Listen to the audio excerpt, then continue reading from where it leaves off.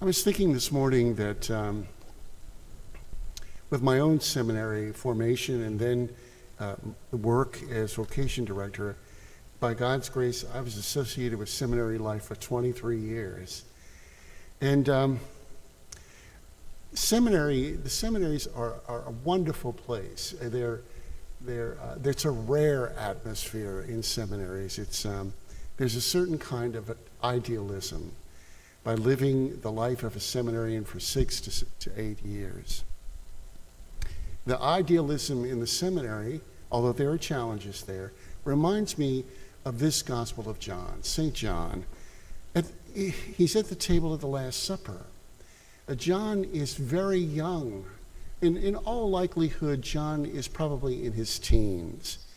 And he's sitting next to Jesus, and he soaks in the love of Christ, resting upon the Lord, and seemingly amazed that one of his brothers would betray him. I think that scene is much like seminaries. There is a youth about them, absolutely.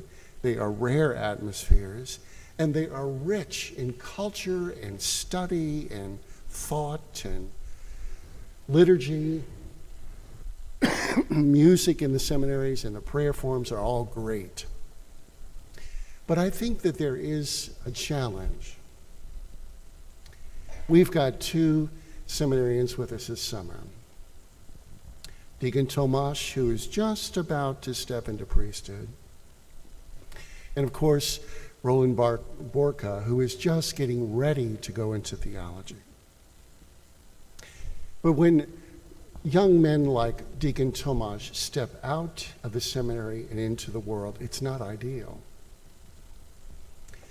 And today, we see young John in the gospel kind of shaken into reality about Judas.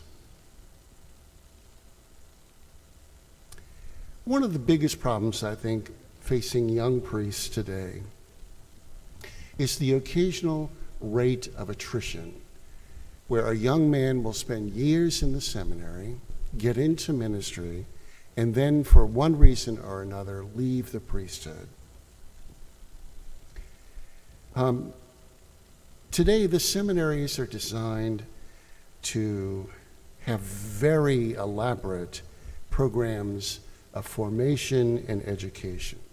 And it is meant to prepare the young men to step out into the reality of working in a parish.